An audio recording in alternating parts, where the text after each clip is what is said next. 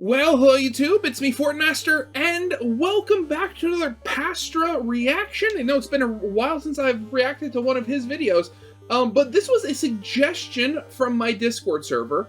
This is my favorite boss fight ever, and this was suggested by Stan Alexandru G on my Discord server, and, you know, given the thumbnail, I have a very strong inkling that this video is going to be about the Jackenstein fight from Deltarune Chapter 4, which honestly, I mean, I'd have to probably put down as one of my favorite, you know, boss fights in the game as well. I mean, I don't know if it'd be my absolute favorite. I'd probably have to sit down for an hour and just kind of like, actually like go through them because again, like the Giga Queen fight in Chapter 2, that's also one of my favorites. But just like the whole, you know, just the whole feel of the Jackenstein fight with like going through the mansions and the "you're taking too long," which again, I highly believe, and I think many other people do too, in that was a cry for help from Toby due to all the people complaining about how long it was taking for him to release chapters 3 and 4.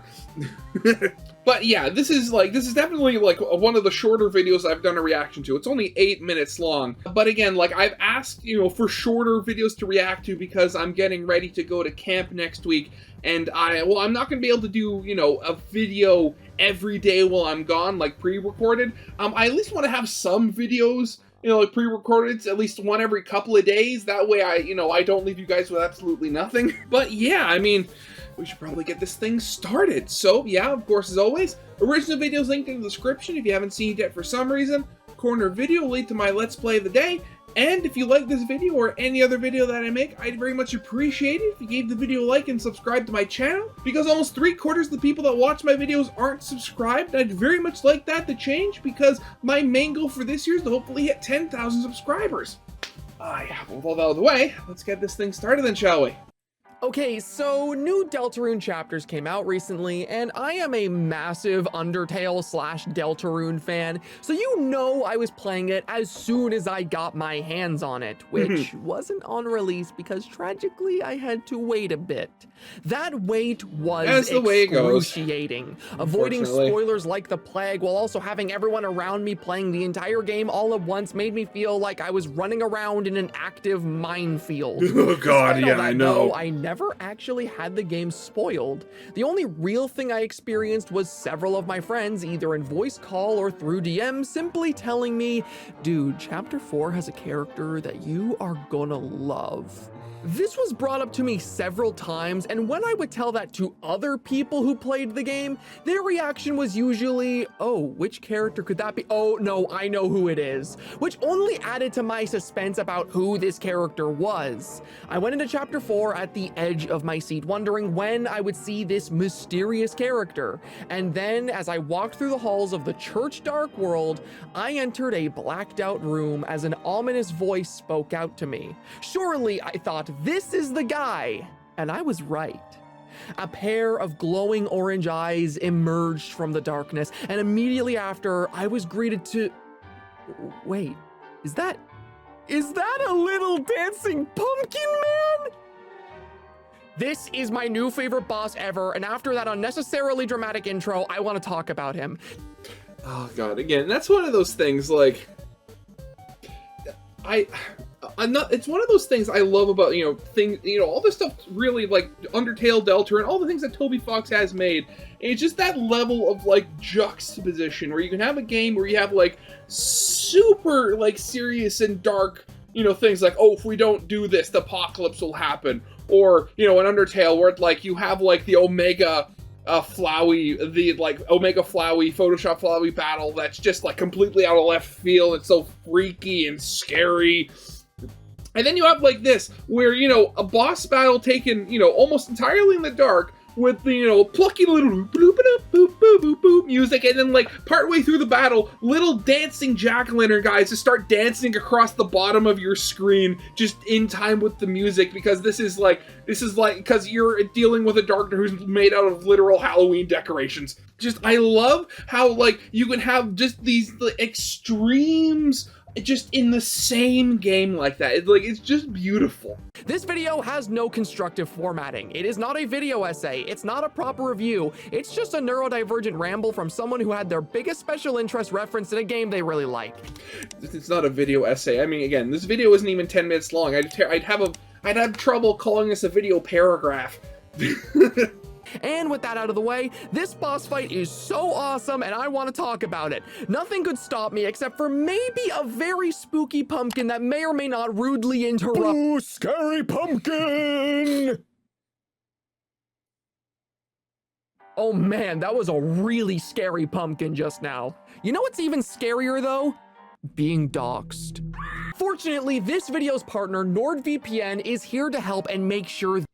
Wait, seriously? A video this short is being sponsored? Wait, okay, how long does this go for?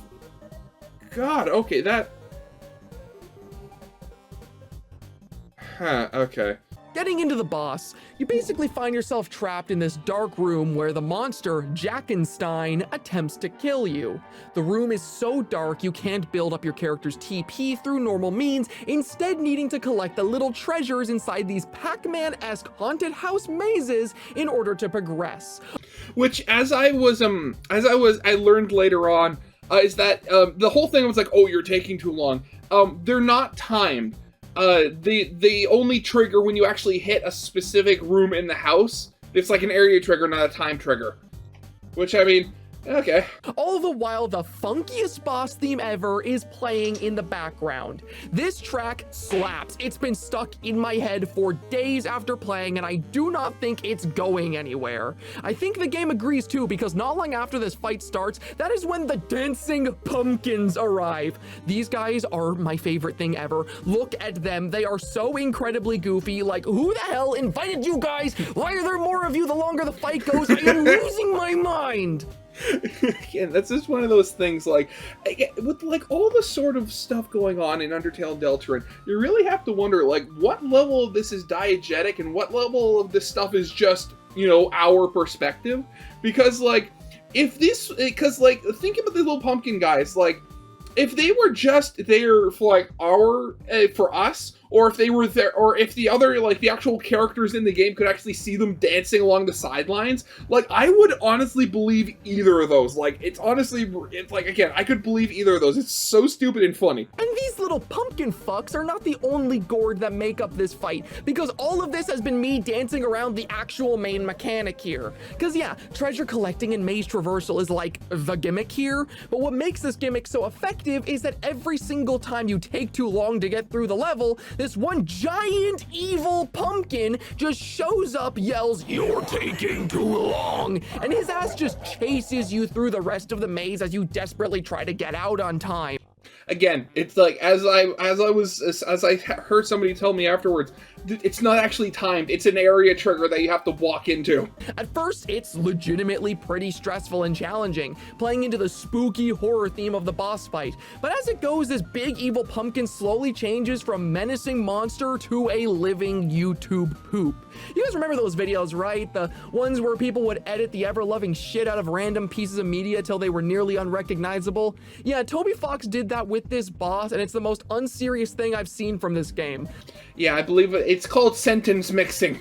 Like, sometimes I deadass had to remind myself I was playing an official Deltarune release. There's a point where he shows up and yells, "You're long," while badly stretching the screen to make your heart wider. A point where he creates a cutesy little nice pumpkin that then gets replaced by the evil pumpkin when, quote, "You're taking too long is taking too long." There's a point where he gives you a tutu. Like, every single time you think this boss is done doing goofy, dumb shit, it finds a way to do goofier, dumber shit, and I could not get enough of it.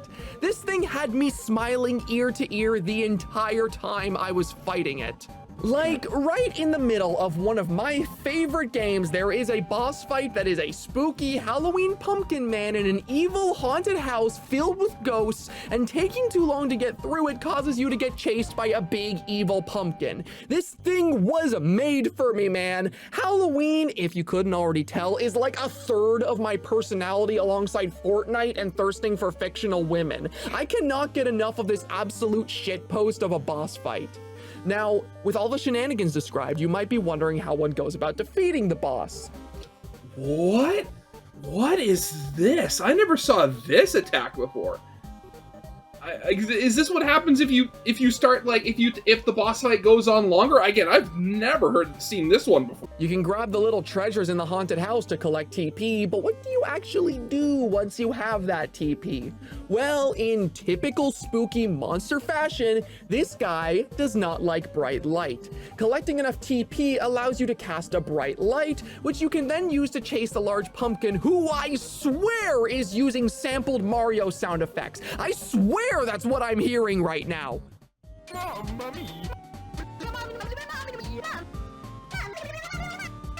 And this is... Again, as a side effect, that's not actually Mario. I think that's pretty much just Toby Fox doing that. And it was just like voice pitched up. Is the only way you can fight him too. You want to attack him? Nah, too dark, doesn't work. You need to chase around this goofy pumpkin while it cries for help because the flashlight you're carrying is too bright. And when you finally do chase it enough and create enough light, the boss fight ends with the final reveal of who the dastardly villain is that hides in the shadows. As the light returns to the room, we are met with the figure of a large, towering monster ominously hit with rim lighting, who is suddenly revealed to just be a big dumb guy who covers his face and runs into a giant chandelier without looking the moment we can see him. Yeah, it turns out the reason he was stuck down here with the lights turned off is because apparently he was so ugly and scary looking that not only did he need to be put down here to hide away forever, but his big silly pumpkin head is also a mask he wears to ensure nobody has to witness the horror that is his face.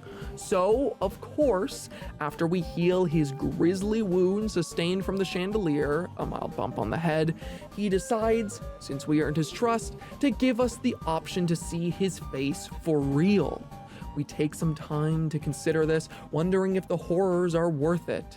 If we pick yes, the mask is lifted, and after all that buildup, we are greeted to...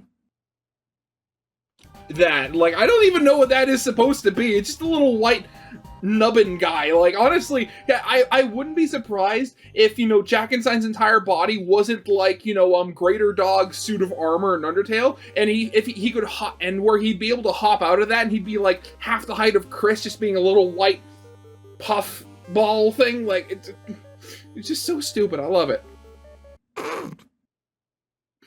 Wait, that was the end of the video. Okay. Okay, geez, yeah, I knew this video was short. I completely lost track of time. I thought it was going to be a little longer than that. I mean, what are you going to do? God, yeah, I mean, but that's it then. Again, again, Toby Fox, like, with all the build-up, I do not, for a moment, hesitate to think that he was, you know, a little worried about the release of chapters 3 and 4, you know, wondering if people were actually going to like them after, you know, the literal years of build-up. But just, again, chapter 3, chapter 4, they all have their absolute high moments, and again, I've watched so many Let's Plays, everybody loves them. It's just, oh, it is so much fun, it is so beautiful. And again, I really wonder what's going to happen in Chapter 5. Again, I hope we get more, you know, like, newsletters to kind of show what's happening in the future, but, I mean, we're definitely going to have to see. But, yeah, that's definitely going to be it for now. So, yeah, I hope you guys liked. If you did, leave a like, subscribe if you have not, and I'll see you guys next time. Goodbye.